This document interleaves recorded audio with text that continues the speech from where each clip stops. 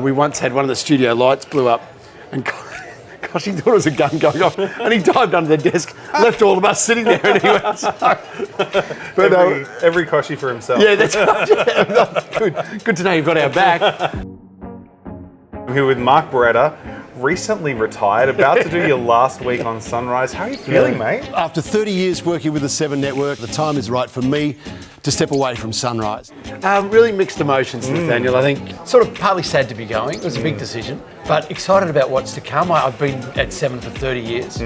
Been doing Sunrise for 22, so that's 22 years of 3 a.m. starts, which is tough on the body. So I'm looking forward to catching up on a bit of life, catching up on a bit of sleep, and doing some things to try and get healthier. Yeah, but I'll miss the people. I'll miss the viewers. They're fantastic. You've been through so many of Sunrise's lives and so many different hosts. I'm not asking you to pick a favourite. Good, thanks. But like, is there someone that you miss the most from the like the time that you've had in there? Yeah, it would have to be Koshy. You know, because Koshy had such an influence on the show. He really, he set the tone. He set the culture. He taught us a lot. He was a great mentor and a mate, still is. I saw him on the weekend and I'm looking forward to seeing a lot more of him. Yeah. The main thing I learned from Koshy was just to be really legitimate, really sincere in what we do and to care for people. You know, it's an important thing. With 22 years on a show like Sunrise, when you're getting up at the crack of dawn, there must be some hilarious bloopers, and I cannot wait to see the bloopers reel that Sunrise prepares for you next week. Yeah, it's brilliant. Is there anything that really stands out for you that like you wake up in the middle of the night going, oh God, still? I guess there's some. The one that still haunts me is 1 year Adam Boland, who was our producer, came up with the idea that we should do our greatest fears. Everyone should conquer their greatest fear. Well, I hate snakes.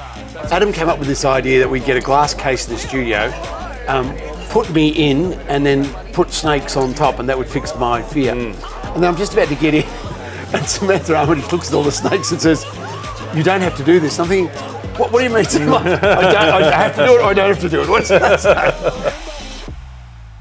You also would have seen some amazing sporting moments in that time.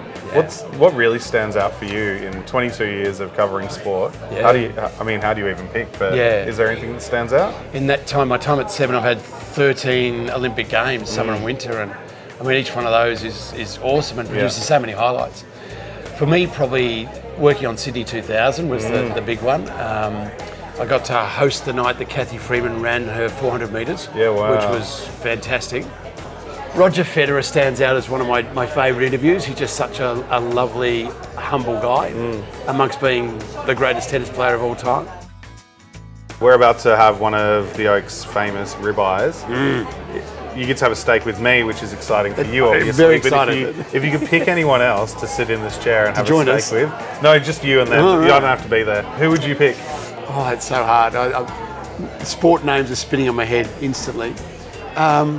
Right now, I think Oscar Piastri. That would be. I think I'll give him a rev up before the weekend. I don't think he has much of an appetite at the moment. No, he probably doesn't know. But gosh, he's just been incredible. You know, I've loved following him. He's just an awesome young guy. I'm just really, I think he's inspirational. So, it's a long list. Can I have a big table? I'd love to get a few. Put a few more chairs around. Yeah, that'd be great.